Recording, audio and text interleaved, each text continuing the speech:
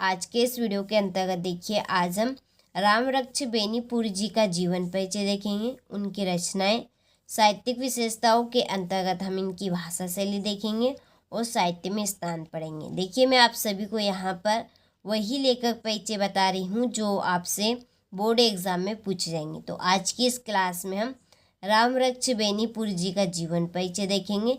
तो देखिए, आप सभी को इस तरह से हेडिंग डालनी है और साथ में आपको इसके लेकर बैठना है। देखिए, यदि आप हाथ से खींचेंगे तो आपकी लाइन इधर उधर चली जाएगी, जैसे कि आप यहाँ पर देख सकते हैं नतीजा। तो आपको इसके लेकर बैठना है और आपको जीवन परिचय के नीचे 2 अंडरलाइन करनी है। अब जीवन परिचय में क्या लिखेंगे, तो उनकी ज़िंदगी से जो जुड़ी बातें हैं, जैसे कि उनका जन्म कहाँ हुआ, उन्होंने अपनी शिक्षा कहाँ से की, ठीक है। तो इस तरह की बातें हम जीवन परिचय में लिखेंगे जो उनकी ज़िंदगी से मेन बातें जुड़ी हैं, तो वही आपका जीवन परिचय होंगी, ठीक है। तो इस तरह से आपको हेडिंग डालनी है और फिर लिखना है कि रामरक्ष बेनीपुरी का जन्म सन 1902 में बेनीपुरी ग्राम में एक साधारण किसान परिवार में हुआ था। तो बेनीपुरी जी का जन्म कहाँ और कौन से सन में हुआ? बेनीपुरी जी का जन्म 1902 में बेनीपुरी ग्राम में एक साधारण किसान परिवार में हुआ था, ठीक है। अब जिनका नाम है, उनका नाम उनके गांव के नाम पर ही रख दिया गया है, ठीक है। इनका पूरा नाम क्या है? रामरक्ष बेनीपुरी। अब इनके गांव का नाम क्या है? बेनीपुरी। तो इनके गांव के नाम पर ही इनका नाम रख दिया गया है, ठीक है। यदि आपको इनका गांव का नाम यदि याद ना रहे तो आपको इनके जो आखिरी में नाम है इनका बेनीपुरी, यही लिख देना, तो यही तो इनका गांव का नाम है। तो रामरक्ष बेनीपुरी का जन्म 1902 में बेनीपुरी ग्राम में एक साधारण किसान परिवार में हुआ था। बचपन में ही इनके माता पिता का देहांत हो गया। जब ये छोटे थे तभी इनके माता गुजर गए थे, ठीक है। इनके माता पिता की मृत्यु हो गई थी। तो यहाँ पर हम इस तरह से लिखेंगे कि बचपन में ही इनके माता पिता का देहांत हो गया और सन 1920 में असहयोग आंदोलन में भाग लेने के कारण इनकी स्कूली शिक्षा अधूरी रह गई। इन्होंने 1920 में जो असहयोग आंदोलन चला था, उस असहयोग आंदोलन में इन्होंने भाग लिया, जिसके कारण इनकी पढ़ाई बीच में रह गई यानी कि अधूरी रहेगी, ठीक है। तो सन 1920 में असहयोग आंदोलन में भाग लेने के कारण इनकी स्कूली शिक्षा अधूरी रह गई। बाद में हिंदी साहित्य सम्मेलन प्रयाग से विशारद की परीक्षा उत्तीर्ण की, ठीक है। इनकी जो शिक्षा अधूरी रह गई थी, इसको इन्होंने वापस से शुरू किया। तो इन्होंने हिंदी साहित्य सम्मेलन प्रयाग से विशारद की परीक्षा उत्तीर्ण की, ठीक है। और सन 1968 में इनका निधन हो गया। निधन का मतलब होगा इनकी मृत्यु हो गई। तो इनकी मृत्यु 1968 में हो गई, ठीक है। तो ये था इनका जीवन परिचय, सिंपल सा। हमने सिंपल शब्दों में यहाँ पर लिखने का प्रयास किया है और मैंने आपको पूरा प्रयास किया अच्छे से बताने का कि जो रामरक्ष बेनीपुरी जी है, इनका जन्म सन 1902 में बेनीपुरी ग्राम में एक साधारण किसान परिवार में हुआ और बचपन में ही इनके माता पिता का देहांत हो गया। इन्होंने 1920 में असहयोग आंदोलन में भाग लेने के कारण इनकी जो स्कूली शिक्षा है वो अधूरी रह गई। फिर इन्होंने बाद में हिंदी साहित्य सम्मेलन प्रयाग से, ठीक है, या आप इतना बोल सकते कि प्रयाग से, हिंदी प्रयाग से विरासत की इन्होंने परीक्षा उत्तीर्ण की।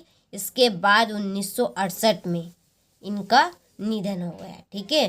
तो ये था इनका जीवन परिचय। अब देखिए, एमपी बोर्ड वाले विद्यार्थियों को जो फोकस करना है वो इनकी 2 रचनाओं पे, साहित्यिक विशेषताओं पे और साहित्य में स्थान पे, क्योंकि एमपी बोर्ड में केवल यही पूछा जाता है, जीवन परिचय नहीं पूछा जाता। ये तो यहाँ पर इसलिए लिखा है, यदि पूछ लिया जाए तो आप लिख सकें, ठीक है। एमपी बोर्ड में नहीं पूछा जाता, यूपी बोर्ड में, बिहार में पूछा जाता है। तो जो बिहार के विद्यार्थी उनको कंप्लीट करना है जीवन परिचय। अब हम देखते हैं इनकी रचनाएं। तो देखिए आपको इस तरह से रचनाओं की हेडिंग डालनी है, उसके नीचे भी आपको 2 अंडरलाइन करनी है। यहाँ पर आप रचनाओं को नंबर डाल के लिख सकते हैं। पहली रचना पतितों के देश में, दूसरी माटी की मूर्तें, और तीसरी है चीता के फूल, चौथी गांव का देवता, पांचवी अप्पाली, और छठी रहेगी लाल तारा, और सातवीं है महाराणा प्रताप सिंह। तो यहाँ पर 6 से 7 रचनाएं हैं, आपको केवल इसमें से 3 रचनाएं करनी। परीक्षा में केवल आपसे 2 रचनाएं पूछ जाएगी, लेकिन आपको एक एक्स्ट्रा लिखना है, ठीक है। तो ये है आपकी 5 से 6 रचनाएं। पहली क्या है हमारी, पतितों के देश में, दूसरी माटी की मूर्तें, तीसरी चीता के फूल, चौथी गांव का देवता, पांचवी अप्पाली, इसके बाद में छठी लाल तारा, सातवीं महाराणा प्रताप सिंह। जो आपको अच्छी लगे आप इसमें से 3 रचनाएं कर लीजिएगा। चलिए अब बढ़ते हैं इनकी साहित्यिक विशेषताओं की ओर। तो साहित्यिक विशेषताएं इस तरह से हेडिंग डालना है, और ब्रैकेट में आप लिखना चाहे तो लिख सकते हैं। भाषा शैली रहेगी, और यही आपसे पूछी जाएगी भाषा शैली। तो देखिए क्या है इनकी साहित्यिक विशेषताएं। तो देखिए इनकी भाषा शुद्ध साहित्यिक खड़ी बोली। तो आपको इसमें इनकी भाषाएं बतानी है और शैली बतानी है, इन्होंने कौन कौन से शैली अपनाई है, ठीक है। तो इनकी भाषा कैसी है, शुद्ध साहित्यिक खड़ी बोली है, और इनकी भाषा में ओज गुण है। क्या है, इनकी भाषा में ओज गुण है, यहाँ पर आप गुण भी लिख सकते हैं। इनकी सशक्त भाषा विचार और भाव को अभिव्यक्त करने में समर्थ है। इनकी जो भाषा है, ठीक है, वो बहुत ही सख्त है, तो ये विचार और भाव को अभिव्यक्त करने में समर्थ है। और आपने वर्णनात्मक शैली में, जो इनकी शैली वो कौन सी है, वर्णनात्मक शैली। तो इन्होंने वर्णनात्मक शैली में यात्रा वर्णन और रेखा चित्र, ठीक है, रेखा चित्र किया है। कथात्मक शैली में इन्होंने कहानी और उपन्यास, विचारात्मक शैली में इन्होंने निबंध की रचना की है, ठीक है। तो ये कौन कौन सी शैली इनकी, एक तो वर्णनात्मक शैली, कथात्मक शैली, और इसके बाद में है तीसरी विचारात्मक शैली। इनकी भाषा क्या है, शुद्ध साहित्यिक खड़ी बोली है। इनकी भाषाओं में ओज गुण है। इनकी सशक्त भाषा विचार और भावों को अभिव्यक्त करने में समर्थ है, ठीक है। इनकी शैली वर्णनात्मक शैली में यात्रा वर्णन तथा रेखा चित्र, और कथात्मक शैली में इन्होंने कहानी और उपन्यास को अपनाया है।